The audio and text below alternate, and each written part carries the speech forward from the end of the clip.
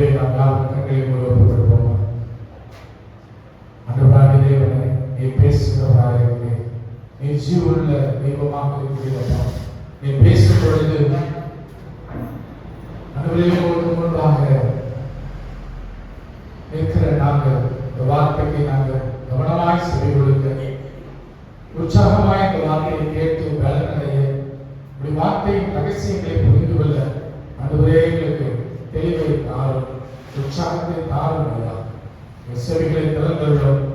எங்கள் நினைவுகளை கத்த அறிந்திருக்கிற கத்த இப்பொழுதே எங்கள் நினைவில் இருக்கிற எல்லா விதமான மாயங்களை நீக்கி இப்பொழுது இந்த வார்த்தையை கேட்கும்படியாக எங்கள் நினைவுகள் சரியாக கவனிக்கும்படியாக எங்கள் நினைவுகளை ஒருமுகப்படுத்துகிறான், எங்கள் எண்ணங்களை ஒருமுகப்படுத்துகிறான். பரிசுத்தமுள்ள பிதாவே, தொடர்ந்து பேசுங்கப்பா. வார்த்தையை கேட்கவும் அதனுடைய வார்த்தையினுடைய உட்கருத்துக்களை புரிந்து கொள்ளவும் எங்கள் ஒவ்வொருவருக்கு கிருபை தரவேண்டும் சொல்லிக்கிறோம்.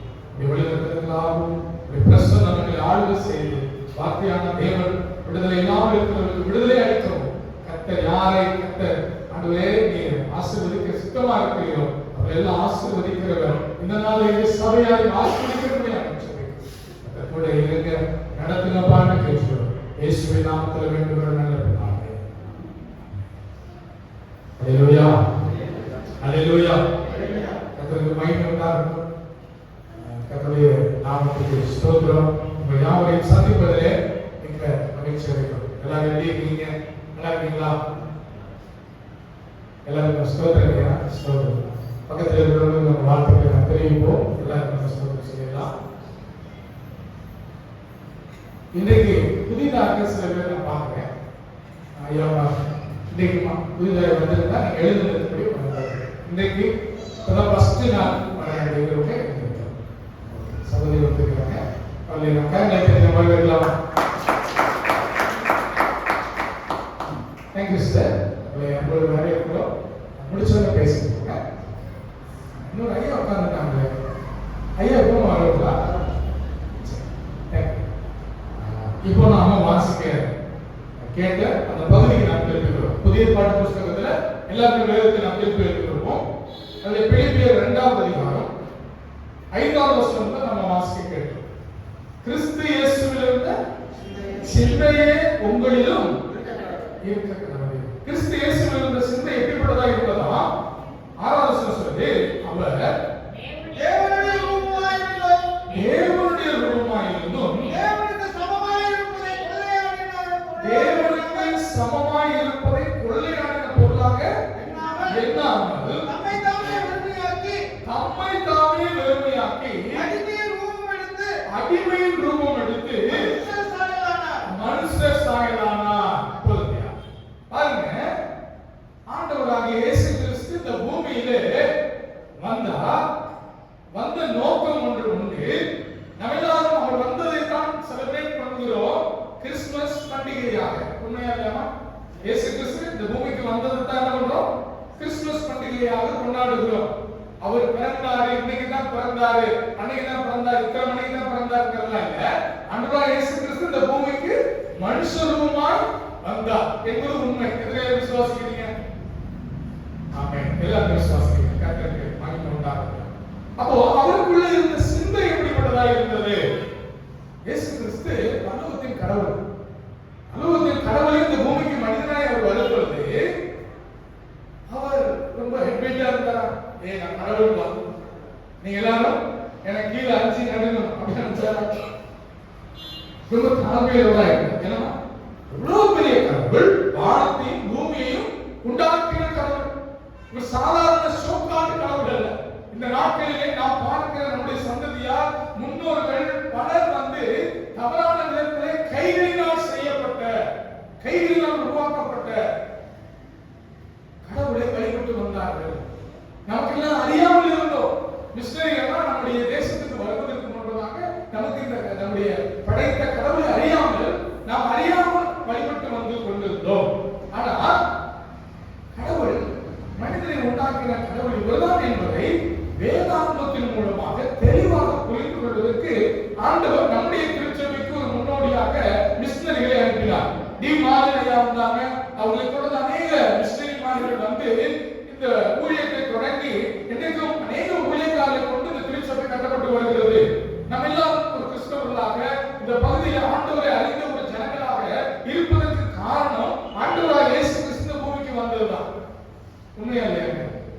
ஆண்டவர் இயேசு இந்த பூமிக்கு வரலைன்னா நாம் அவரை பற்றி அறிந்திருக்க முடியாது, தெரிந்து கொள்ள முடியாது.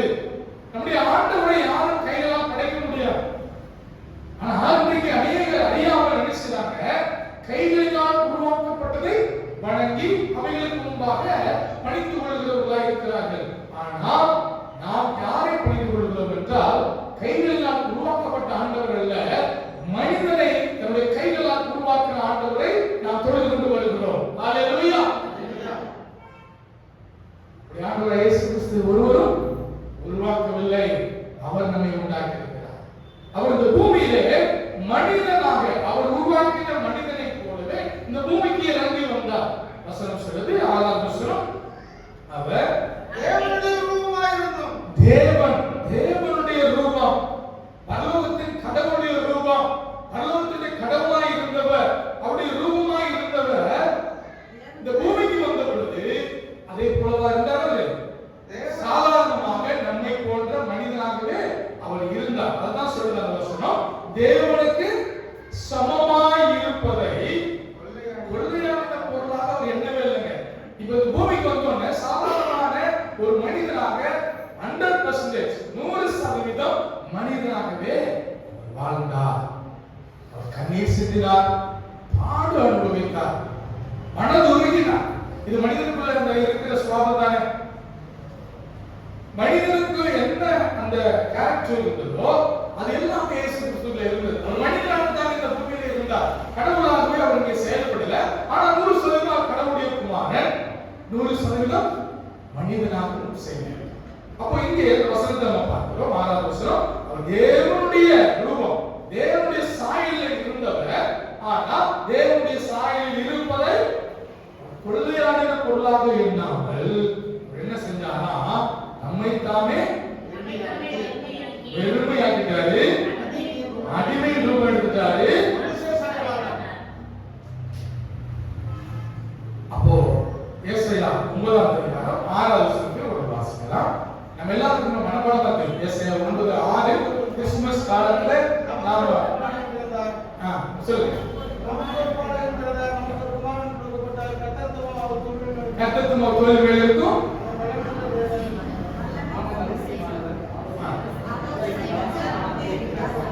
சமாதான பிரபு. அவர் எப்படிப்பட்ட தேவனா?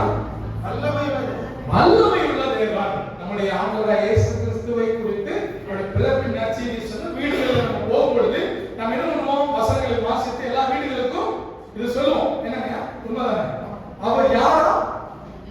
சொல்லுங்க, அவர் வல்லமை உள்ள தேவன். அப்புறம் நித்திய பிதா, நம்ம பிதாவாகிய தேவனை கொண்டு வருகிறோம். இப்ப அவரால் அனுப்பப்பட்ட ஆண்டவராகிய இயேசு கிறிஸ்து, இப்ப அவரை குறித்து நம்ம பிறப்பின் நற்செய்தி சொல்ல போகும்போது என்ன சொல்றோம்? அவர் வல்லமை உள்ள தேவன், அப்புறம் நித்திய பிதா அவர், அப்புறம் அவர் சமாதான பிரபு, அவர் சமாதானத்தை உண்டாக்குகிற சமாதான பிரபுவாக இருக்கிறார். அப்புறம்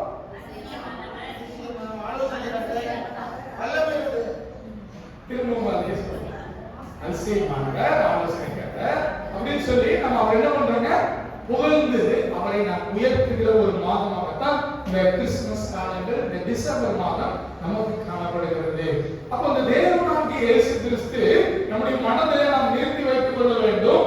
இயேசு கிறிஸ்துவில் இருந்த சிந்தையே உங்களிலும் இருக்க கடவுது. இயேசு கிறிஸ்து இந்த பூமிக்கிலே மனிதனாக வந்து இறங்கிய பொழுது அவர் கடவுளை போல இருந்தாலும், கடவுளாக இருந்தாலும் இந்த பூமியில மனிதனாகத்தான் அவர் செயல்பட்டார். உண்மையா இல்லையா? அதற்காக நம்முடைய முன்னோர்கள் நம்முடைய பகுதியில் இருக்கிற அதாவது சபைகளிலே பிறர் ஃபாலோ பண்றது மாதிரி இல்லைங்க, இயேசு குட்டி குழந்தை இயேசுங்க, கிறிஸ்துமஸ் காலத்துல தாங்க பிறந்தாரு அப்படின்னு நீங்க குட்டி குழந்தையா என்ன பண்ணிடாதீங்க, மாற்றிவிடாதீர்கள். அவர் வல்லமை உள்ள தேவன். ஆமென். கிறிஸ்துமஸ் காலம் தான் இயேசு நமக்கு ரொம்ப குட்டி குழந்தையா மாறிடுறாரு. இயேசு பிறந்தார் குழந்தையா இல்ல, பிறந்தார், வளர்த்தார், நமக்காக மரித்தார், உயிரோடு எழுந்தார், இன்னைக்கு ராஜாவாக வீற்றிருக்கிறார். அந்த சிந்தனையோட தான் இந்த பண்டிகை காலத்தை நம்ம செலிப்ரேட் பண்றோம். என்னன்னா குழந்தையா நினைச்சு கொண்டாடுகிறோம்னா அவர் ராஜாவாக வீற்றிருக்கிறார், வல்லமையுள்ள தேவனாக இருக்கிறார், நித்திய பிதாவாக இருக்கிறார், அவர் சமாதான பிரபுவாக இருக்கிறார், அவர் வெளியேற பெற்றவர், மிகவும் உயர்ந்த கடவுளை ஒருவராலும் கைகளால் உருவாக்க முடியாது. படைக்கப்பட்ட நாம் அவருடைய படைப்பாக இருக்கிறோம். சிருஷ்டிக்கப்பட்ட நாம் அவரை சிருஷ்டிக்க முடியாது. அவரே நம்மை உண்டாக்கினார். ஆமென். அப்ப இந்த வசனம் 7வது வசனம் சொல்லுது பாருங்க. தம்மை தாமே அவரே தன்னை என்ன பண்ணிட்டாருங்க? இயற்கையாக்கிட்டாரு. நானும் உங்களை போல மனுஷன் தான் அப்படின்னு அவருடைய ஸ்தானத்தை விட்டு அவருடைய பொசிஷனை விட்டுட்டு இறங்கி வந்து நம்மளை போல ஒரு மனிதனாக அவர் மாறிட்டாரு. அவர் அடிமையின் ரூபம் எடுத்து வந்தார். அடிமை என்றால் யாரு? மனிதர்களை போல ஒரு அடிமையின் ரூபம். ஏன்னா அவருக்கு அடிமை எல்லாம் உண்மையா ஒத்துக்கிறீங்களா இல்லையா? இயேசுக்கு அடிமையா இருக்கீங்களா இல்லையா? நான் அவருக்கு அடிமை. நீங்க எல்லாம் இல்லைங்க, நான் விசுவாசி. ஆனா இங்க ஒவ்வொருத்தருக்கும் ஒரு பொசிஷன் இருக்கு. ஒரு அதிகாரிகளா இருக்கலாம், அல்லது ஒரு பெரிய ப்ரொபஷனல் ஒர்க் பார்க்கலாம். நீங்க உங்க ஸ்தானத்துல, உங்க வீட்டுல உங்க மனைவிக்கு நீங்க தான் அதிகாரிங்க. உங்க கணவனுக்கு நீங்க தான் அதிகாரி, மனைவிமா. உண்மையா இல்லையா? உங்க பிள்ளைகளுக்கு நீங்க தான் அதிகாரியா இருக்கீங்க. அதுக்காக கடவுளுக்கு முன்பாக நம்ம வந்துட்டு கடவுள் எனக்கு அதிகாரி சொல்லணுமா? இல்ல அவர் எனக்கு கீழே சொல்லுவோமா? அப்படி யாருமே சொல்றது இல்லையா? இன்னைக்கு நம்ம பார்க்கிற தெய்வங்கள் கைகளால் உருவாக்கப்பட்டது. விலை கொடுத்து வாங்கிட்டு வருவாங்க, கொஞ்ச நாள் வச்சிருப்பாங்க, அப்புறம் ஊர்வலமா போய் மிதித்து தள்ளிடும். இது அன்றைக்கு காலத்தில் நம்ம பார்க்கிற தெய்வங்கள். ஆனா கடவுளாக இயேசு கிறிஸ்து அப்படிப்பட்டவர் அல்ல. அவர் மிகவும் விலையேற பெற்றவர். அவர் உயர்ந்தவர். உன்னத ஸ்தானத்திலிருந்து இந்த பூமிக்கு அவர் மனுஷ ரூபமாய் மனிதனை போல ஆக்கும்படி, மனிதனுடைய கஷ்டங்களை உணர்ந்து கொள்ளும்படி, மனிதனுடைய வேதனைகளை புரிந்து கொள்ளும்படி மனிதனுக்காக இந்த பூமியிலே வந்து பிறந்தார். வந்து பிறந்து நமக்காக வாழ்ந்தார். அதான் வசனம் சொல்லுது, அவர் மனுஷ சாயலா. 8வது வசனத்தை வாசிக்கலாம். அவர் மனுஷ ரூபமாய் காணப்பட்டார். மரண பரியந்தம், அதாவது சிலுவையின் மரண பரியந்தமும் கீழ்ப்படிந்தவராகி நம்மை தாமே யாருக்கு தாழ்த்தினார் தெரியுமா? பிதாவுக்கு தன்னை தாழ்த்தினார். பிதாவாகிய தேவனுடைய திட்டத்தை நிறைவேற்றுவதற்காக இந்த பூமியில் அனுப்பப்பட்டார். ஒரு முதல் மிஷனரியாக இயேசு கிறிஸ்து வந்தாருங்க. பரலோகத்திலிருந்து மனிதனாக, ஏன்னா அவர் கடவுளாக வந்துட்டா யாரும் அவர்கிட்ட நம்ம நெருங்க முடியாது. ஆனா மனிதனாக இருந்து மனிதனுடைய கஷ்டத்தை புரிந்து கொள்ளணும்னு சொல்லுதா அவர் மனித ரூபம் எடுத்து இந்த பூமியில வந்து இறங்கினார். மனிதனுடைய கஷ்டங்கள், வேதனைகள், துக்கங்கள், எல்லா பாடுகளையும் புரிந்து கொண்ட ஒரு தெய்வமாக அவர் இந்த பூமியில வாழ்ந்து கொண்டிருந்தார். மனுஷ ரூபமாய் காணப்பட்டார். மரண வரையில் அவர் இந்த பூமியில வந்து எல்லா மனுஷனுடைய பாவத்தையும் தன் மேல சுமந்து கொண்டிருந்தார். அப்போ அந்த மரண வரையிலும் கீழ்ப்படிந்தவராகி, பிதாவுக்கு கீழ்ப்படிந்து என்ன திட்டத்தை நிறைவேற்றி இந்த பூமிக்கு வந்தார். அவர் எல்லா மனுஷருக்காக அடிக்கப்படும் ஆட்டுக்குட்டியை போல பஸ்கா பலியாவாக அவர் இந்த பூமியிலே ஆட்டுக்குட்டியாய் பலியாகும்படி வந்தார். நம்ம எல்லாருக்காக ரத்தம் சிந்தும்படி வந்தார். அது வரைக்கும் பிதாவுக்கு கீழ்ப்படிந்தவராகி நம்மை தாமே இல்ல நான் கிளம்பி போகிறேன் அவர் போனார் முன்னாலே அவருடைய திட்டத்தை முழுவதுமாய் நிறைவேற்றிட்டு தான் அவர் இந்த பூமியில இருந்தே கிளம்பினார்.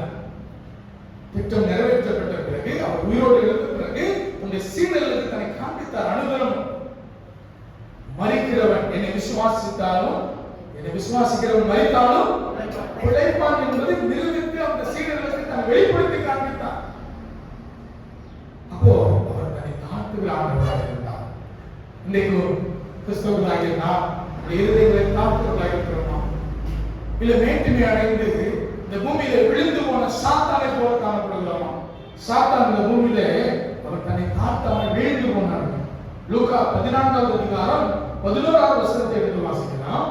தன்னைத்தான் உயர்த்துகிறவன் எவனும் தாழ்த்தப்படுவான், தன்னைத்தான் தாழ்த்துகிறவன் உயர்த்தப்படுவான்.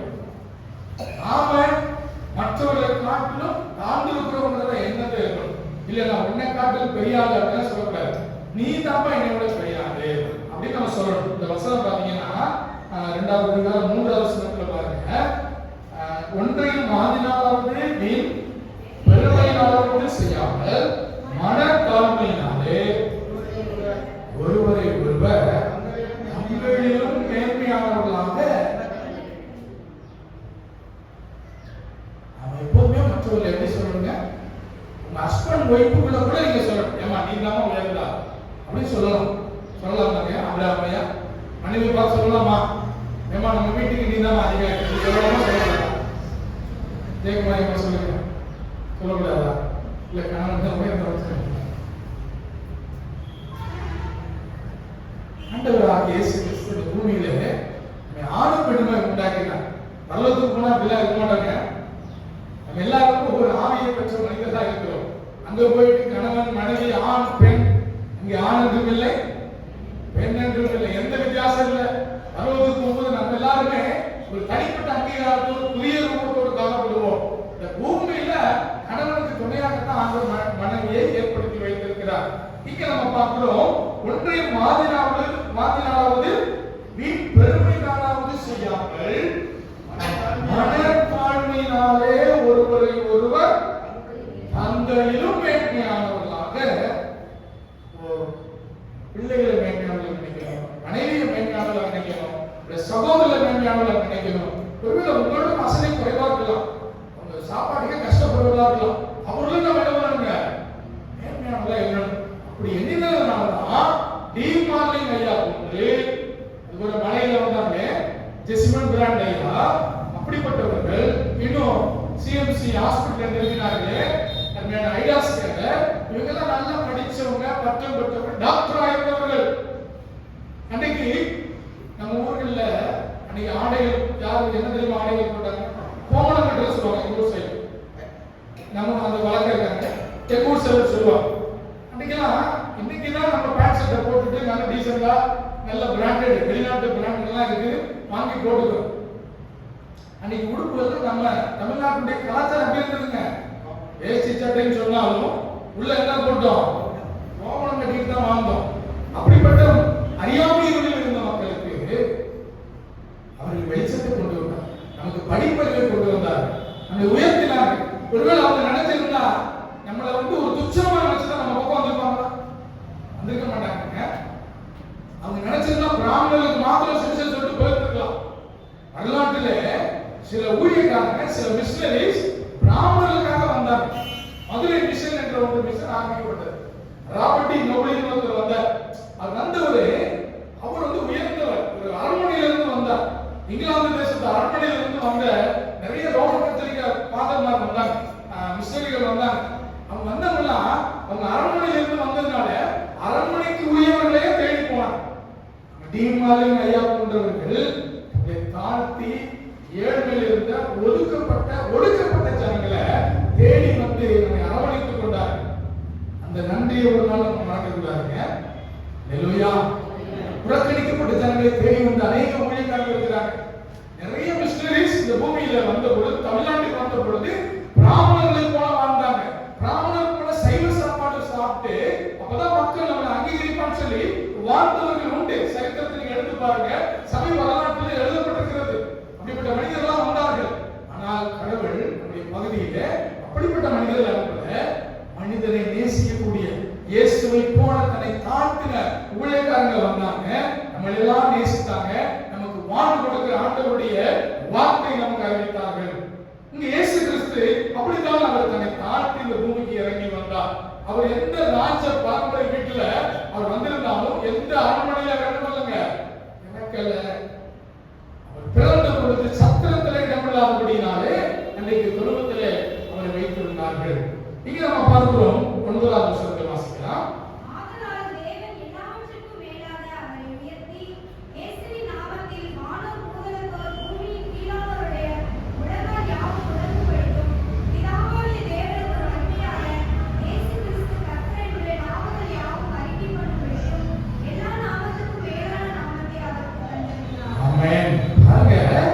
இப்போ தன்னை தாழ்த்தினார். இயேசு கிறிஸ்து என்ன பண்ணாருங்க? அவர் பெருமையா இருந்தாரா? அவருடைய எந்த பெருமை இல்ல, எந்த மேன்மை இல்ல. அவர் தன்னை தாழ்த்தினார். 8வது வசனம் முடிவுல பாருங்க, அதாவது சிலுவை மரணம் கீழ்ப்படிந்தவராகி தம்மை தாழ்த்தினார். தாழ்த்தின தேவனை, தாழ்த்தின ஆண்டவராகிய இயேசுவை இப்போ 9வது வசனத்துல வாசிக்கும் பொழுது, ஆதலால் தேவன் எல்லாவற்றிற்கும் மேலாக அவரை எல்லாவற்றிற்கும் மேலாக உயர்த்தினார். தாழ்த்தினா அந்த வசனம் ஆரம்பிக்கும் போது, மூணாவது வசனம் ஆரம்பிக்கும் போது, ஆதலால் அவர் தாழ்த்தினார். அதனால பிதாவாகிய தேவன் என்ன பண்ணாரு? தேவன் எல்லாவற்றிற்கும் மேலாக அவரை உயர்த்திட்டாரு. 10வது வசனத்தை வாசிக்கும் பொழுது, இயேசுவின் நாமத்தில் வானம் பூதலத்தோ பூமியின் கீழானவருடைய முழங்கால் யாவும் உடம்பு பிடிக்கும். பிதாவாகிய தேவனுக்கு மகிமையாக இயேசு கிறிஸ்து கர்த்தர் என்ற நாமம் எல்லாம் அறிக்கை செய்யும்படி, கர்த்தர் என்று நாமங்கள் யாவும் அறிக்கை பண்ணும்படிக்கும் எல்லா நாமத்திற்கும் மேலான நாமத்தை அவருக்கு தந்தார். எல்லா நாமத்திற்கும் மேலான நாமத்தை உடையவர் தான் ஆண்டவராகிய இயேசு. ஒரு பிசாசு பிடித்த ஒரு மனிதனிடத்துல போய் இயேசுவின் நாமத்துல வெளியே போன்னு சொன்னா என்னாதுங்க? அந்த நாமத்தை சொன்னாலே என்னாவது? பிசாசு விலகி ஓடுது. ஒரு நோய்வாய்ப்பட்ட மனிதனை, ஒரு பலவீனமான ஒரு மனிதனை, அடுத்து வியாதியஸ்தர்களை இயேசுவின் நாமத்தை சொல்லி நாம் ஜெபிக்கும் பொழுது, விசுவாசத்தை நாம் ஜெபிக்கும் பொழுது அந்த நோய் என்னாதுங்க? அந்த நோய் அந்த மனிதனை விட்டு, அந்த மனுஷியை விட்டு புறப்பட்டு போகுது. இயேசுவின் நாமத்துல வல்லமை இருக்குது. அந்த நாமத்துக்கு கீழ்ப்படிந்து நடக்கிற எல்லாருக்கும் அது பாதுகாப்பான அரணான நாமமாக, உயர்த்துகிற நாமமாக இயேசுவின் நாமம் இருக்கிறது. அப்ப பிதாவாகிய தேவனுக்கு மகிமை உண்டாக ஆண்டவராகிய இயேசு கிறிஸ்து கர்த்தர் என்று நாமங்கள் யாவும் அறிக்கை பண்ணும்படிக்கு எல்லா நாமத்துக்கும் மேல நாமத்தை அவருக்கு தந்தளித்தார். இப்படிதான் கடவுள் அவரை உயர்த்தினார். தன்னை தாழ்த்தின ஆண்டவராகிய இயேசுவை பிதாவாகிய தேவன் என்ன பண்ணிட்டாங்க? உயர்த்தினார். அப்ப இந்த பூமியில நாமும் நம்மை நாமே தாழ்த்தும் பொழுது நம்முடைய வாழ்க்கையில உயர்வு வரும். இயேசு கிறிஸ்து தன்னை தாழ்த்தினார், அதனால் நம்முடைய வாழ்க்கையில உயர்வு வரும். அப்ப இன்றைக்கு நாம் தியானிக்கிற முதலாவது ஒரு வாக்கியம் என்னவென்றால், நம்மை நாம் தாழ்த்தும் போது நம்முடைய வாழ்க்கையில உயர்வு வரும். விசுவாசிக்கிறீங்களா? நம்மை நாமே தாழ்த்தும் போது நமக்கு உயர்வு வரும். லூக்கா 14:11 அதுதான் சொல்றது. தன்னைத்தான் உயர்த்துகிறவனும் தாழ்த்தப்படுவான், தன்னைத்தான் தாழ்த்துகிறவன் உயர்த்தப்படும். தன்னைத்தான் தாழ்த்துகிறவன், ஒருவன் தன்னைத்தான் உயர்த்தும் போது அவனை அறியாமல் என்ன ஆகுதுன்னா பெருமை உள்ளவர்கள், அவன் மற்றவர்களை தாழ்வாக என்ன ஆரம்பிக்கிறான்? ஒரு பெருமை பிடித்த மனிதன் அவனுடைய எண்ணத்தில் இருக்கிற மேட்டிமையினாலே வீழ்ந்து போய் வீழ்ச்சிக்கு நேராக போகிறான். லூக்கா 18ஆம் அதிகாரத்திலே 9 ஒரு சம்பவம் எழுதப்பட்டிருக்கிறது. 2 பேர் ஆலயத்துக்கு போறாங்க ஜெபிக்கும்படி. வாசிங்க அந்த சம்பவத்தை. லூக்கா 18. அன்றியும் தங்களை நீதிமான்கள் என்று நம்பி மற்றவர்களை அற்பமாய் எண்ணின சிலரை குறித்து அவர் ஒரு உண்மையை சொன்னார். 2 மனுஷர் ஜெபம் பண்ணும்படி தேவாலயத்துக்கு போனார்கள். ஒருவன் பரிசேயன், மற்றவன் ஆயக்காரன். ஒருத்தர் வந்து பரிசேயர், இன்னொருத்தர் ஆயக்காரர். பரிசேயன் நின்று, தேவனே, நான் பரிகாரர், அநியாயக்காரர், விபச்சாரக்காரர் ஆகிய மற்ற மனுஷரைப் போலவும் இந்த ஆயக்காரனைப் போலவும் இராததனால் உம்மை ஸ்தோத்திரிக்கிறேன். இந்த மனிதனுடைய ஜெபம் இப்படி இருக்கு. பரிசேயனுடைய ஜெபம். இவர் வந்து தன்னை மேட்டிமையா எண்ணி என்ன சொல்றாரு? தேவனே, நான் பரிகாரர், அநியாயக்காரர், விபச்சாரக்காரர் ஆகிய மற்ற மனுஷரைப் போலவும் இந்த ஆயக்காரனைப் போலவும் இராததனால் உம்மை ஸ்தோத்திரிக்கிறேன்னு சொல்லி ஜெபிக்கிறார். அப்புறம் தன்னுடைய நீதியை வெளிப்படுத்துறாரு. வாரத்தில் 2 தடவை உபவாசிக்கிறேன், சம்பாதித்தெல்லாம் அசம்பான் செலுத்தி வருகிறேன் என்று தனக்குள்ளே ஜெபம் பண்ணினான். 13ஆம் வசனத்தை பாருங்க.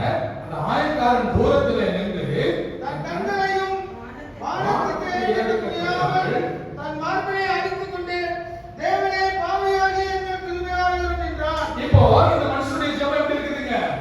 தன்னை தாழ்த்தி ஜெபிக்கிறார். பாவியான என்னை கிருபையாயிரும் என்று கடவுளத்தில் கெஞ்சுகிறான். அவன் தூரத்தில் நிற்கிறான், ரொம்ப தூரத்தில். ஏன்னா அவன் பாவி என்று உணர்ந்து தூரத்தில் நின்று தன் கண்களை வானத்துக்கு ஏறெடுக்கிறது கூட அவன் மனுஷன் பண்ணாங்க துணியல. அவனுக்கு அந்த துணிவு இல்ல. அவன் தன் மார்பில அடித்துக் கொண்டு சொல்றான், தேவனே, பாவியாகிய என்னை கிருபையாயிரும். நடந்தது பாருங்க. 14ஆம் வசனத்துல ஆண்டவர் அவனை குறித்து ஒரு ஜட்ஜ்மென்ட் கொடுக்கிறாரு. அவன் அல்ல, அதாவது பரிசேயன் அல்ல, இந்த ஆயக்காரனை நீதிமானாக்கப்பட்டவனாய் தன் வீட்டுக்கு திரும்பி போனான் என்று உங்களுக்கு சொல்லுகிறேன். சொல்லிட்டு சொல்றார், ஏனெனில்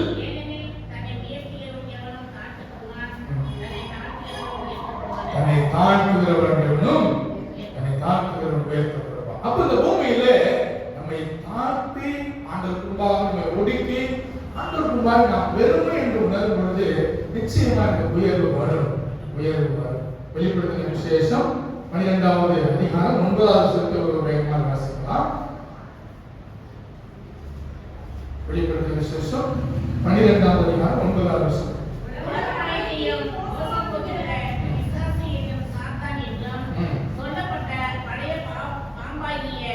பெரிய வருஷத்தும் தள்ளப்பட்டது. அது பூமியிலே விழத்தள்ளப்பட்டது. அதுவரை கூட அதை சேர்ந்த தூதரும் தள்ளப்பட்டார்கள். வானத்திலிருந்து வலுசர்ப்பு என்னாச்சுங்க? தள்ளப்பட்டது. பழைய பாம்பாகிய பெரிய வலுசர்ப்பு தள்ளப்பட்டது. அது பூமியிலே விழத்தள்ளப்பட்டது. ஆதி மேன்மை காத்துக்கொள்ளாத தூதருடைய சேனை இந்த பூமியிலே விழுந்து போய்விட்டது. அவைகள்தான் இந்த பூமியிலே மனிதர்களை விழத்தள்ளுவதற்காக, குற்றம் சாட்டுவதற்காக, குறை கண்டுபிடிப்பதற்காக அந்த சாத்தான் வகை தேடி சுட்டித் திரிகிறான். சிங்கம் போல அவன் வகை தேடுகிறான். யாரை குற்றப்படுத்தலாம்? யோபு என்ற மனிதனை குறித்து குற்றம் கண்டுபிடிக்கும்படியாக பிதாவாகிய சமூகத்தில் போய் இந்த மாதிரி ஒரு ஆள் இருக்கிறான், உத்தமன், சன்மார்க்கன் என்று பெயர் பெற்ற யோபுவை குறித்து குற்றம் கண்டுபிடிக்க போனோம். அப்படிப்பட்டவன் தான் இந்த சாத்தான். அவன் பெருமையினாலே வீழ்ந்து போனவங்க. அவனுடைய சொல்லுக்கு கீழ்ப்படியாமல், அவனுடைய செயலுக்கு நாம் ஒத்து போகாமல் ஆண்டவருக்கு உகந்தவர்களாய் வாழ நாம் அழைக்கப்படுகிறோம். அவன் மேட்டிமை உள்ளவன், பெருமை உள்ளவன், அகந்தை உள்ளவன். இந்த உலகத்திலே ஆண்டவருடைய பிள்ளைகளை குற்றம் சாட்டவும், அவர்களை குறை கண்டுபிடித்து ஆண்டவரை விட்டு பிரித்து போட வந்தவன் தான் அந்த சாத்தான். அவனுடைய எண்ணங்கள் எப்பொழுதுமே மேட்டிமையும் அகந்தை உள்ளதாக இருக்கும். பாவம் செய்து விழுந்தவர்களை பார்க்கிறோம். இந்த பூமியிலே ஆவிக்குரிய பெருமை அடைந்து விழுந்தவர்கள் அநேகர் இருக்கிறார்கள். இந்த பரிசேயன் ஆயக்காரர் 2 பேருடைய ஜெபத்துல ஒருத்தருக்கு என்ன இருக்குதுங்க? ஆவிக்குரிய பெருமை. என்ன பெருமை? நான் தசம பாகம் செலுத்துறேன், வாரத்துல 2 முறை உபவாசிக்கிறேன். இந்த ஆயக்காரனை போல நான் இல்ல. எப்படி ஜெபிக்கிறார் பாருங்க. ஒரு ஆவிக்குரிய பெருமை. சிலருக்கு பாத்தீங்கன்னா நான் வாரந்தோறும் சபைக்கு சரியா போயிடுறேன், சர்ச்சுக்கு காணிக்கை கொடுத்துடுறேன், தசம்பா கொடுத்துடுறேன், எல்லாமே சரியா செஞ்சுறேன்னு சில சபைகளுக்குள்ள பெருமையோடு இருப்பார்கள். ஆனா நாம் அப்படி இருக்கக்கூடாது. சபையாகிய எல்லாருக்கும் ஆண்டவர் இன்றைக்கு கொடுக்கிறதா இந்த வார்த்தையை நாம் உணர்ந்து கொள்வோம். சபையில யாரும் அப்படி இல்ல. சிலருக்குள்ள நான் எஸ்பிஎம் திருச்சபைக்குள்ள கண்ட ஒரு உண்மை என்னன்னா, சிலருக்கு நாங்க தாங்க மூத்த விசுவாசி, நாங்க தான் பரம்பரையா, எங்க குடும்பம் தான் அன்னைக்கு மிஷனரிகளால் வழிநடத்தப்பட்ட குடும்பம் அப்படிங்கிற ஒரு எண்ணம் இருக்கு. அது வேணா இருக்குது. மாஸ்டர் தாய்கள் இன்னைக்கு வந்தவங்கள இன்னைக்கு வந்தவங்க எங்க தாத்தா இன்னைக்கு இருந்தாங்க அப்படிங்கிற எண்ணம் இருக்கலாம். ஆனா இது இருக்கலாம். இந்த பெருமை நமக்கு இருக்கட்டும், ஓகே. ஆனா எதையும் மிஞ்சி என்ன பண்ணக்கூடாதுங்க? போய்விடக்கூடாது. இங்க நம்ம பார்க்கிறோம் யாக்கோபு 4வது அதிகாரம் 6வது வசனம் மற்றும் 10வது வசனத்தை வாசிக்கலாம்.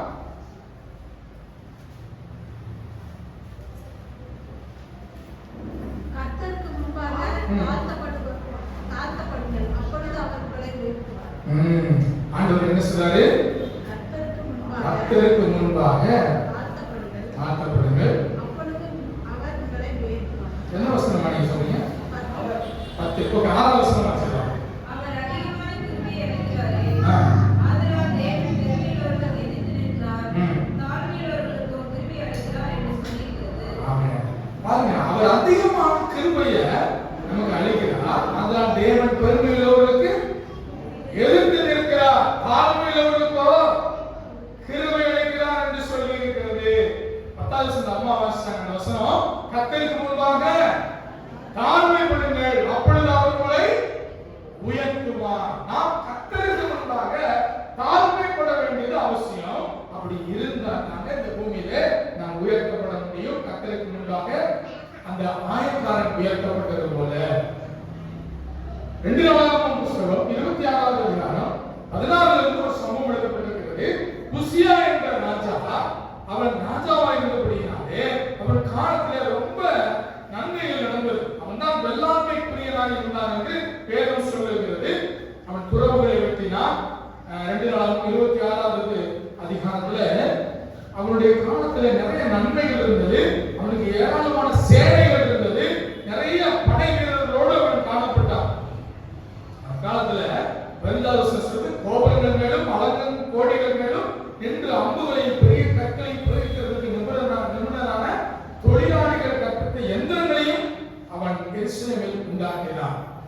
அந்த ஒரு காலத்துல ஒரு நாட்டை பிடிப்பதற்கு அவங்க கிட்ட தேவையான யுத்த கருவிகள், யுத்த ராணுவ தளவாடங்கள் இருந்தா அவங்க தான் பிற நாட்டை மேற்கொண்டு வந்தாங்க.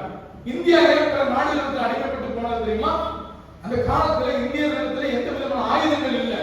வெளிநாட்டுக்காரங்க, இங்கிலாந்துக்காரங்க அல்லது டென்மார்க்ல வந்தவங்க, இப்படி பல வெளிநாட்டு பகுதியிலிருந்து வந்த வேற ஆட்சியாளர்கள் கையில யுத்த ஆயுதங்களை கொண்டு வந்தாங்க. அதனாலதான் இப்போ நம்ம பகுதியில் இருந்தவங்க அன்னைக்கு அருவா, கத்தி இந்த மாதிரி டூல்ஸ் தான் வச்சிருந்தாங்க.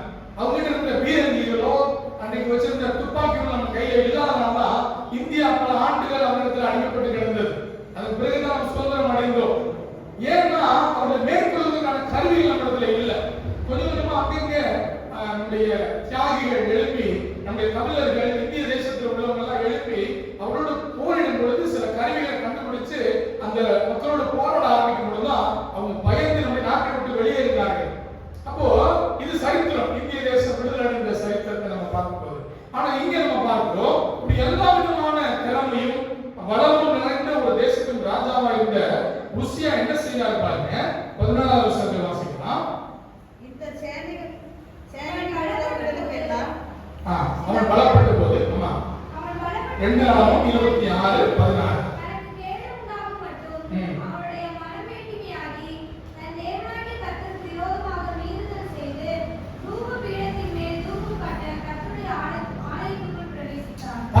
இந்த வசனத்தை தெளிவா வாசிச்சாங்க சகோதரி.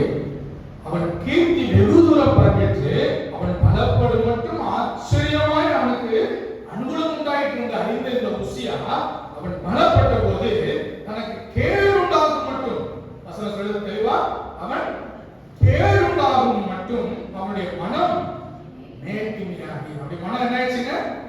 மேட்டிமையாகி தன் தேவனாகிய கர்த்தருக்கு விரோதமாக மீறுதல் செய்து, கர்த்தருக்கு விரோதமாக மீறுதல் செய்து தூப பீடத்தின் மேல் தூப காட்ட கர்த்தருடைய ஆலயத்திற்குள். இப்ப ஆசாரியர்கள் செய்ய வேண்டிய வேலை யார் செய்ய போயிருக்கா? உசியா ராஜா போயிருக்காரு. 14வது வசனத்தை வாசிக்கலாம். ஆசாரியனாகிய அசரியாவும் அவனுடைய கூட கர்த்தரின் ஆசாரியருமான பராக்கிரமசாலிகளாகிய 80 பேரும் அவன் பிறகே உட்பிரவேசித்து ராஜாவாகிய உசியாவோடு. இப்போ ஆசாரியர்கள் போகிறாங்க, 80 பேர் போறாங்க. ஆசாரியர்கள் அந்த கூட்டத்தார் எல்லாரும் பராக்கிரமசாலிகளாகிய அவங்க எல்லாரும் போய் ராஜாவிட்ட போய் சொல்றாங்க. ராஜாவாகிய உசியாவோடு எதிர்த்து நின்று, உசியாவே, கர்த்தருக்கு தூபம் காட்டுகிறது உமக்கு அடுத்ததல்ல, தூபம் காட்டுகிறது பரிசுத்தமாக்கப்பட்ட ஆரோனின் குமாரராகிய ஆசாரியருக்கே அடுக்கும். பரிசுத்த ஸ்தலத்தை விட்டு வெளியே போம், மீறுதல் செய்தி, இது தேவனாகிய கர்த்தராகிய உமக்கு மேன்மையாக லபியாது என்றார்கள். அப்பொழுது உசியா கோபம் கொண்டான். அவன் தூப கலசத்தை தன் கையில பிடித்து ஆசாரியரோடு கோபமாய் பேசுகிற போது ஆசாரியருக்கு முன்பாக கர்த்தருடைய ஆலயத்திலே தூபபீடத்துக்கு முன் இருக்கிற அவனுடைய நெற்றியில் என்ன ஆயிடுச்சுங்க? குஷ்டரோகம் தோன்றிற்று. 21வது வசனத்தை வாசிங்க. ராஜாவாகிய உசியா மரண நாள் மட்டும் குஷ்டரோகியாக இருந்து கர்த்தருடைய ஆலயத்துக்கு புறம்பாக்கப்பட்டபடியினால் ஒரு தனித்த வீட்டிலே குஷ்டரோகியாய் வாசம் பண்ணினார். அவன் குமாரனாகிய யோதாம் ராஜாவின் அரண்மனை விசாரிப்புக்காரனாக இருந்து தேசத்தின் ஜனங்களை நியாயம் விசாரித்தான். நடந்தது தெரியுமா? 23வது வசனம். உசியா தன் பிதாக்களுடைய நித்திரை அடைந்த பின்பு ஜனங்கள் குஷ்டரோகி என்று சொல்லி அவன் பிதாக்கள் இடையில் ராஜாக்கள் அடக்கம் பண்ணுகிற இடத்திற்கு அருகான இடத்திலே அடக்கம் பண்ணினான். அந்த இடத்துல அவன் அடக்கம் பண்ணல, அடக்கம் பண்ணுகிற இடத்திற்கு அருகான வேறொரு நிலத்திலே அவனை அடக்கம் பண்ணினான். பாருங்க, ஒரு ராஜா மேட்டிமையாகி கர்த்தருடைய ஆலயத்தை துணிகரம் கொண்டவனாய் ஆலயத்தில் ஆசாரியர்கள் இருக்கும்போது ஆசாரியர்கள் போல செயல்பட்டா நடந்தது என்ன? குஷ்டரோகம் வந்தது, குஷ்டரோகம் பிடித்தது.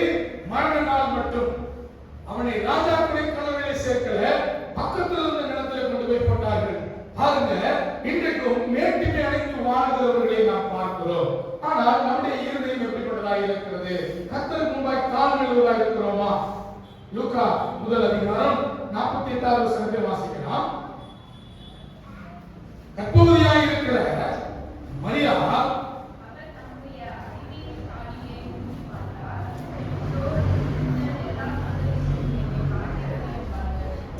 Thank you sir. பாருங்க, மரியாள் கற்பவதியா இருக்கிறார்கள். இப்போ அவருக்கு பாராட்டு செய்திகள் வருகிறது. யாரால? மனிதர்களால் அல்ல. அங்கே தேவதூதர்கள் வந்து வாழ்த்துகிறார்கள். இதோ கற்பவதியாகி, அதாவது இது 30வது வசனம் போது தேவதூதன் அவர்களுக்கு, மரியாளே பயப்படாதே, நீ தேவனிடத்தில் கிருபை பெற்றாய், நீ கற்பவதியாகி ஒரு குமாரனை பெறுவாய், அவருக்கு இயேசு என்று பெறுவாயாக, அவர் பெரியவராக இருப்பார், உன்னதமானவருடைய குமாரன் எனப்படுவார், கர்த்தராகிய தேவன் அவருடைய பிதாவாகிய தாவீது சிங்காசனத்தை அவருக்கு கொடுப்பார், அவர் யாக்கோபின் குடும்பத்தாரை என்றென்றைக்கும் அரசாளுவார், அவருடைய ராஜ்யத்துக்கு. ஒரு தூதர் வந்து சொல்றாரு, ஒரு ராஜா உங்க வயித்துல பிறப்பாருமா. இப்படி இருக்கிற இந்த காலத்துல இருக்கிற ஒரு தாய்மாருக்கு, இந்த தேசத்தின் ராஜா, இந்த தேசத்தின் பிரதமர் உங்க வயிற்றுல பிறக்கிறார், உங்க வயிற்றுல பிறக்கிற குழந்தை உங்க தேசத்தின் பிரதமராக போகுதுன்னு சொன்னா எத்தனை பேருக்கு உற்சாகம்? உண்மையா இல்லையா? ஐயோ, என் குழந்தை பிரதமராக போதா அப்படிங்கிற ஒரு சந்தோஷம் இருக்குமா இல்லையா? இப்போ இங்க தூதர் வந்து சொல்லுகிறாரு, அவர் பெரியவராக இருப்பார், உன்னதமான குமாரன் எனப்படுவார், கர்த்தராகிய தேவனுடைய பிதாவாகிய தாவீது சிங்காசனத்தை அவருக்கு, அவர் யாக்கோபின் குடும்பத்தாரை என்றென்றைக்கும் அரசாளுவார், அவருடைய ராஜ்யத்துக்கு முடிவு வராது என்று சொல்லுகிறாங்க. அந்த தாய் இந்த வார்த்தையை, இந்த உற்சாகம் அல்ல பாராட்டு செய்தியை கேட்டுட்டு அவங்க எப்படி சொல்றாங்க? 40வது வசனத்துல பாருங்க, அவர் தன்னுடைய அடிமையை தாழ்மையை நோக்கி, ரொம்ப தாழ்மையாக இருந்த ஒரு ஒரு ஒரு பெண் தான் இயேசு கிறிஸ்து இந்த பூமியிலே பிறப்பதற்காக கடவுள் தெரிந்து கொண்ட ஒரு பாத்திரம். மனிதனாய் பிறக்கவில்லை, மனிதனால் பிறக்கவில்லை, பரிசுத்தாவியினாலே பிறந்தார். அவர் பூமியிலே கடவுளாய் பிறந்தார். அவர் பிறப்பதற்கு, ஒரு மனிதனாய் உருவாவதற்கு ஒரு கற்பம் தேவைப்பட்டது.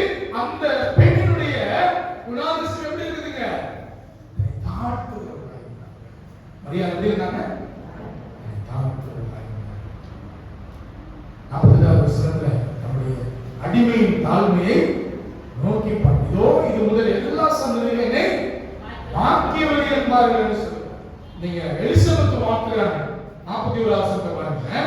மரியாதைய வார்த்தை கேட்ட போது, சாரி 40வது வசனம் பாருங்க, உரத்த சத்தமாய் எலிசபெத் பரிசுத்தாவியால் நிரப்பப்பட்டு அவங்க சொல்றாங்க, உரத்த சத்தமாய், ஸ்திரீகளுக்குள்ளே நீ ஆசீர்வதிக்கப்பட்டவள், ஸ்திரீகளுக்குள்ளே நீ ஆசீர்வதிக்கப்பட்டவள், உன் கற்பத்தின் கனியும் அப்படின்னு எலிசபெத் வாழ்த்துறாங்க. அப்ப கூட பாருங்க, எல்லாரும் பெருமையா பேசுறாங்க, நம்ம என்ன பண்ணக்கூடாதுங்க? ரொம்ப மேல போயிருக்கூடாது. சிலருக்குலாம் புதிய பதவி வாங்குறாங்க, அல்லது புதிய பொறுப்பு, புதுசா இப்பதான் கையில பார்க்காத காசு வாங்குறாங்க அப்படின்னு வைங்களேன், அவங்க நிலைமை எப்படி இருக்கு? அப்படி மேல பறப்பாங்க, கையில இது வரைக்கும் 1 கோடி ரூபாய் பார்த்ததே இல்லை அப்படின்னு ஒரு மனிதன் இருக்கிறார். 1 கோடி ரூபாய் அவர் கையில கொடுக்குறான்னு அந்த மனிதனுடைய நிலைமை எப்படிங்க இருக்கும்? ஐயோ, ஆடம்பரமா இருக்கும், ஒரே ஆற தப்பட்ட எல்லா ட்ரம்ஸ் எல்லாம் வச்சு அந்த மனிதனுக்கு உயர்வு மேல உயர்வு வரும்பொழுது மேட்டிமையாகி விடுவார்கள் மனிதர்கள். ஆனா கர்த்தருடைய பிள்ளைகளாகி நாமோ அப்படி இருக்கக்கூடாது. நாம் தாழ்த்துவர்களாக இருக்க வேண்டும். கடவுளுக்கு முன்பாக நம்மை தாழ்த்துவர்களாக இருக்க வேண்டும். தாழ்த்தும் போது நம்முடைய வாழ்க்கையில உயர்வு வரும். இன்னொரு சம்பவத்தை நாம் வாசிக்கலாம். 1 பேதுரு 5வது அதிகாரம் 6வது வசனம். இரண்டாவது, நாம் என்ன செய்தால் நம்முடைய வாழ்க்கையில உயர்வு? ஒன்று, நம்மை நாமே கடவுளுக்காய் தாழ்த்தும் போது வாழ்க்கையிலே உயர்வு வரும். இரண்டாவதாக 1 பேதுரு 5வது அதிகாரம் 6வது வசனம்.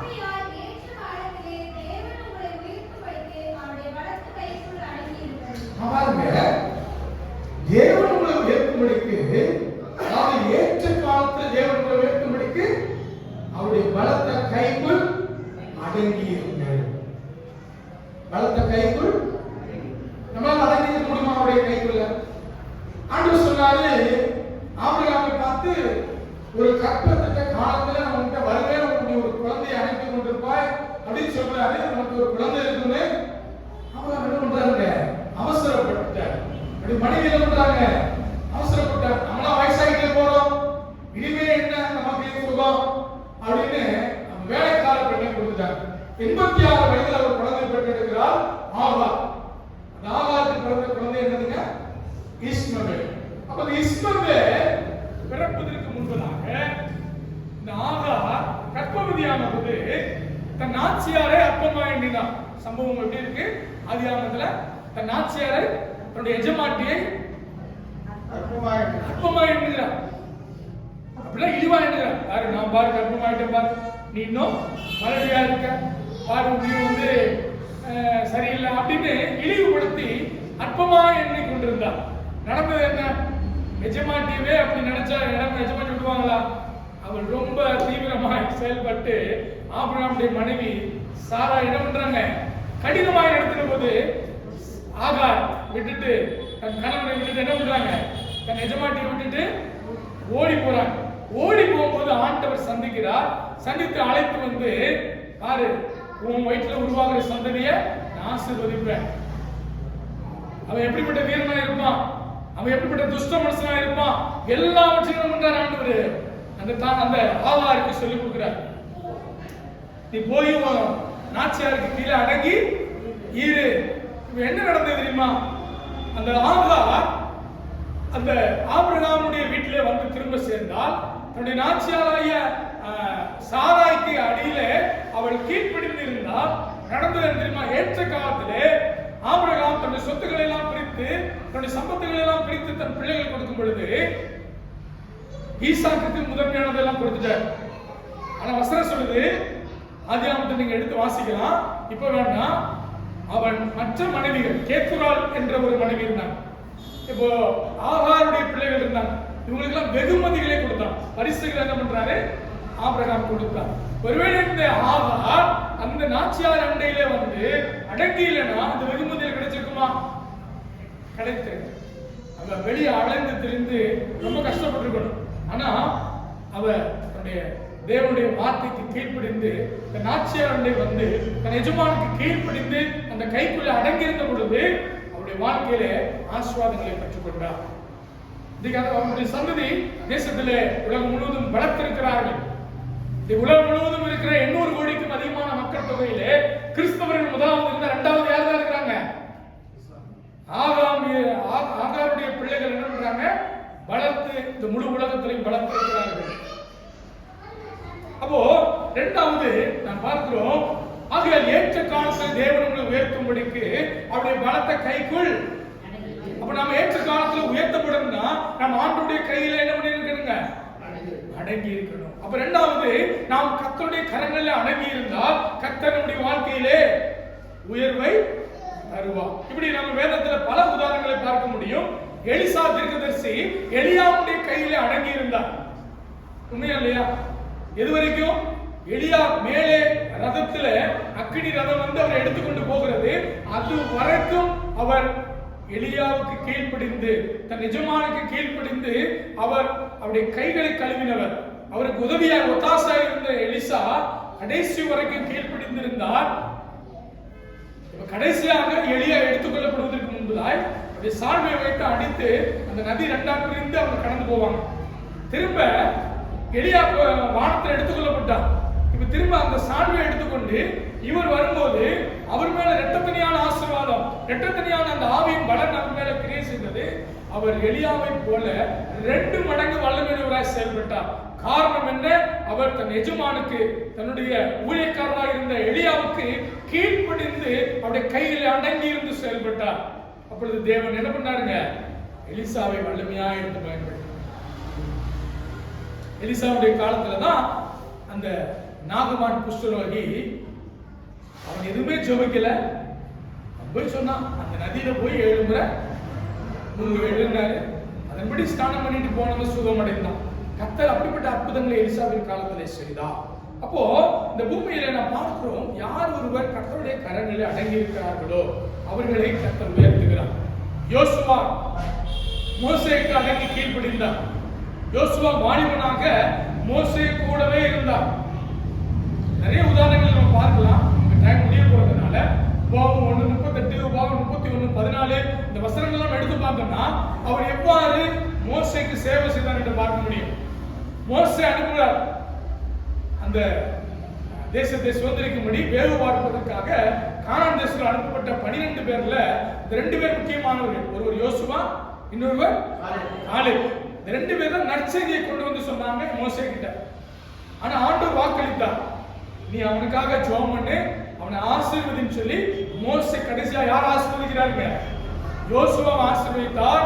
யோசுவா ஆசீர்வாதம் பெற்று அவர்தான் அந்த முழு இஸ்ரவேல் ஜனங்களுக்கு ஆண்டவர் கொடுத்த கானான் தேசத்தை 12 கோத்திரங்களுக்கு பிரித்து கொடுத்தார். நீங்க வேத சரித்திரத்துல பாருங்க, யோசுவா தன்னுடைய எஜமானாகிய தன் ஊழியக்காரருக்கு மோசேக்கு கீழ்ப்படிந்தவராக இருந்தார். அதனால் கர்த்தர் அவரை உயர்த்தினார். மோசே கொடுத்த அந்த கிருபை கூட அவர் பெறல, ஆனா யோசுவாக்கு அந்த கிருபை இருந்தது. ஆண்டவர் வாக்களித்த அந்த தேசத்தை அவர்கள் பெற்றுக்கொண்ட பொழுது அதை எல்லாருக்குமே பங்கெடுக்கிற வேலை யாருக்கா இருந்தது? யோசுவாவுடையதாக இருந்தது. அப்போ நாமும் கர்த்தருடைய கரங்களிலே அடங்கி இருக்கும் பொழுது வாழ்க்கையிலே ஆசீர்வாதம் உண்டாகும், ஆசீர்வாதம் உண்டாகும். அப்போ மூன்றாவது ஒரு சம்பவத்தை நாம் வாசிக்கிறோம். ஏசாயா 40ஆம் அதிகாரம் 31ஆம் வசனத்தை ஒரு வாசிக்கிறோம்.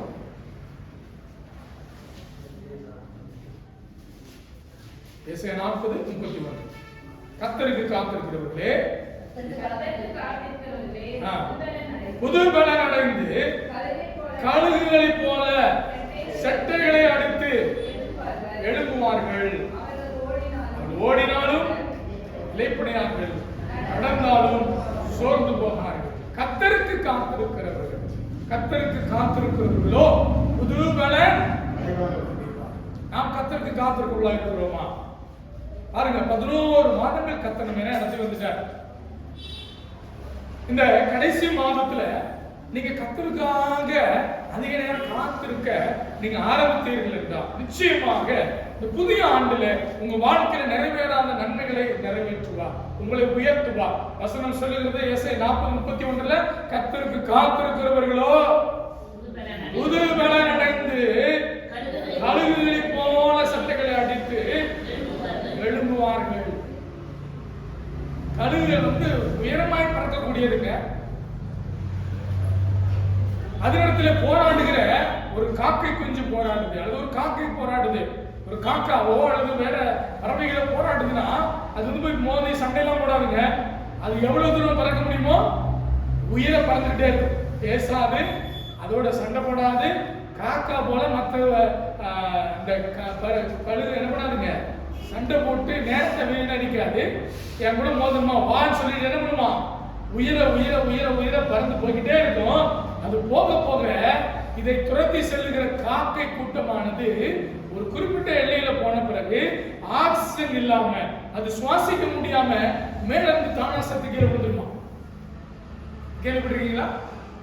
காக்கைக்கும் கழுகுக்கும் சண்டை வருமா, வந்தா எப்போதுமே என்ன ஆகும், அது உயிரை பறந்து போய்கிட்டே இருக்கும்.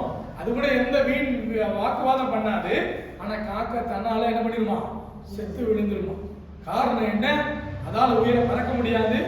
உயிரை போன பிறகு பலன் இழந்து அதனால சுவாசிக்க முடியாம வாழ முடியாம அப்படிப்பட்ட ஒரு இடத்துக்கு போயிட்டு கழுவால அத கழுகு மேற்கொள்வதற்கு முடியாம தானாக கீழே விழுந்து செத்து போயிருக்கும்.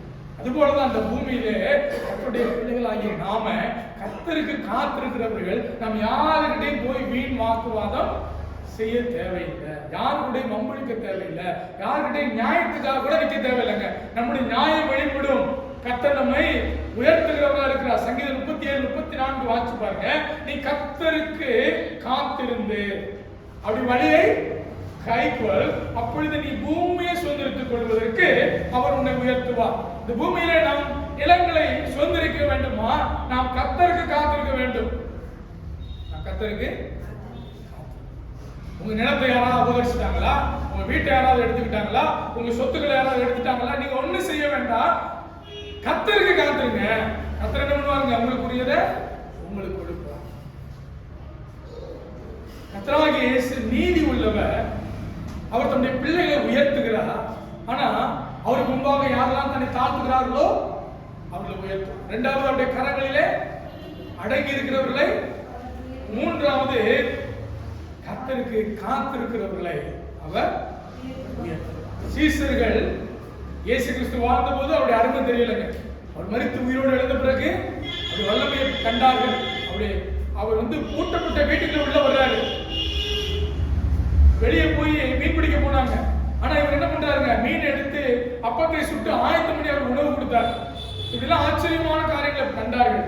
அவர் கடைசியா சொன்னார், இந்த பூமியை விட்டு பரலோகத்துக்கு போகும்போது சொன்னார், நீங்க என்ன பண்ணுங்க, போய் காத்துருங்க, போய் காத்துருங்கள். அப்போஸ்தலர் நடவடிக்கைகள்ல முதல் அதிகாரத்துல பாருங்க, காத்திருங்கள் என்று ஆண்டவர் சொன்னார். அப்போஸ்தலர் நடவடிக்கைகள் முதல் அதிகாரத்துக்கு போவோம். சீசர்கள் போய் காத்திருந்தாங்க.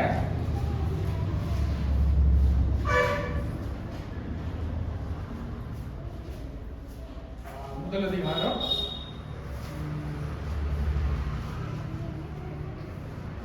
4வது வசனம். அன்றியும் அவர் அவர்களுடனே கூட வந்திருக்கும்போது அவர்களை நோக்கி, யோவான் ஜலத்தினாலே ஞானஸ்நானம் கொடுத்தார். நீங்கள் சில நாளுக்குள்ளே பரிசுத்த ஆவியினாலே ஞானஸ்நானம் பெறுவீர்கள். 5வது வசனம். ஆகையால் நீங்கள் எருசலேமை விட்டு போகாமல் என்னிடத்தில் கேள்விப்பட்ட பிதாவின் வாக்குத்தத்தம் நிறைவேற காத்திருங்கள் என்று கட்டளையிட்டார். ஆண்டவர் ஒரு கட்டளையை கொடுக்கிறார். கட்டளையான வாக்கியம் அது. நீங்க என்ன பண்ணுங்க, பிதாவின் வாக்குத்தத்தம் நிறைவேற நீங்க கர்த்தருடைய பிள்ளைகள் யாரெல்லாம் காத்திருக்கிறார்களோ அவங்க ஆசீர்வாதத்தை பெறுவார்கள். காத்திருந்தாங்க. கடந்த 2வது அதிகாரத்தில் பாருங்க, எல்லாரும் கூடி வந்து காத்திருக்கிற அந்த மனிதர்கள், இந்த முதல் அதிகாரத்தில் சொல்லுது 13வது வசனம் 14வது வசனத்துல அவங்க எல்லாரும் தங்கி இருந்தார்கள். அப்புறம் அவருடைய ஒருமனப்பட்டு ஜெபத்திலும் வேண்டுதலும் தரித்திருந்தார்கள். இப்படி ஆண்டவருக்காக காத்திருக்கிறாங்க.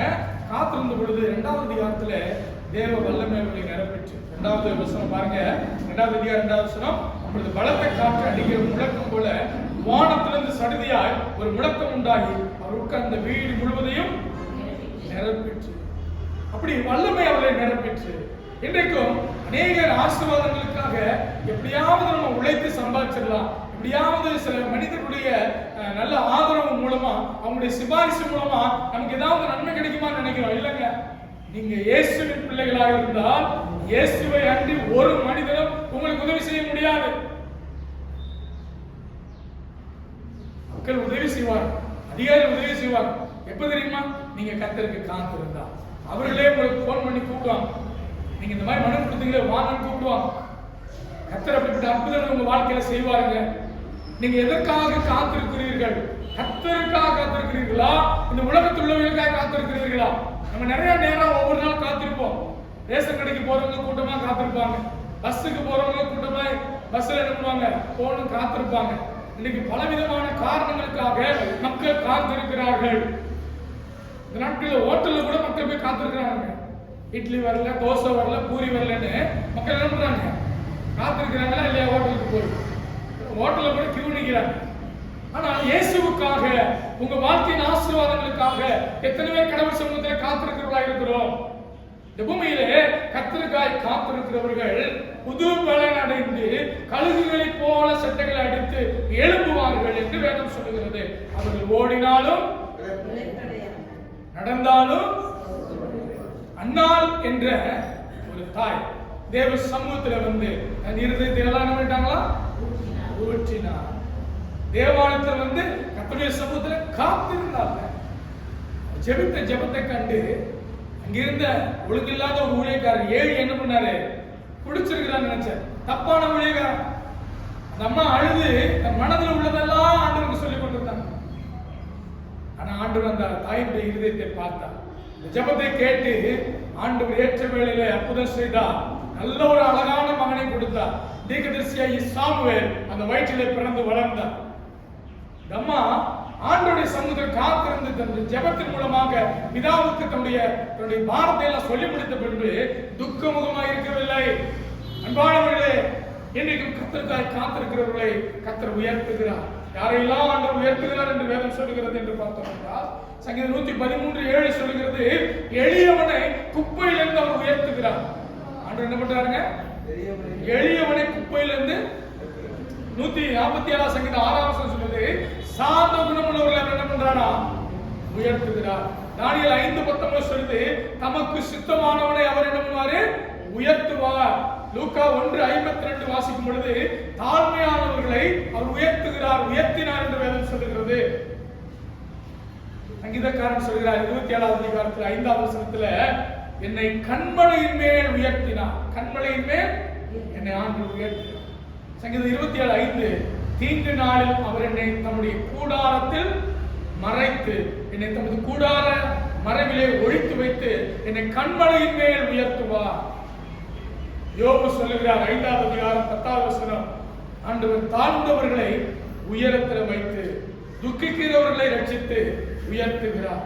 சங்கீதக்காரன் 92:10 சொல்லுகிறார், என் கொம்பை காண்டாம் மிருகத்தின் கொம்பை போல உயர்த்துவேன், புது எண்ணெயால் நான் அபிஷேகம் பண்ணப்படுகிறேன். கர்த்தர் நம்மை உயர்த்துகிறவராக இருக்கிறார். நம் கண்களை மூடி ஒப்பு கொடுப்போமா?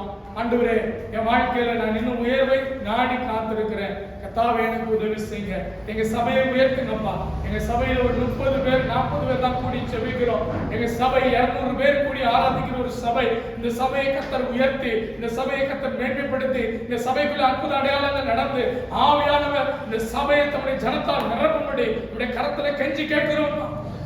அல்லவத்தின் தேவனே, காக்காவரி SBM இயேசுநாதர் ஆலயத்தை கர்த்தர் ஆசீர்வதித்து இந்த ஆலயத்தின் மேல் அந்த கரம் நீட்டப்பட்டு இந்த கிறிஸ்துமஸ் காலங்களிலே அநேக மக்கள் ரட்சிக்கப்பட்டு எங்க சபையில வந்து இணையும்படி ஆவியானவர் ஆசீர்வதித்து உயர்த்தும்படி ஜெபிக்கிறோம்.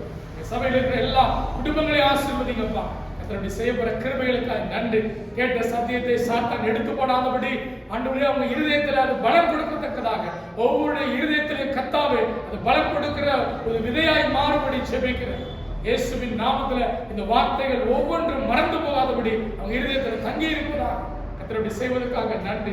இயேசுவின் நாமத்துல தாழ்த்தி வேண்டுகிற நல்ல பிதாவே. யாவரும் எழுதினிருக்கோம். எழுதிருக்கிற வேளையிலே பாடல் பாடுகிற வேளையிலே கர்த்தருக்கு நாம் காணிக்கைகளை நாம் செலுத்தலாம். பாடலின் 319வது பாடல், தேவ கிருபை என்றும் உள்ளது என்ற பாடலை எல்லாரும் சேர்ந்து பாடும் பொழுது கர்த்தருக்காக மன உற்சாகமாய் நாம் காணிக்கைகளை நாம் செலுத்தலாம்.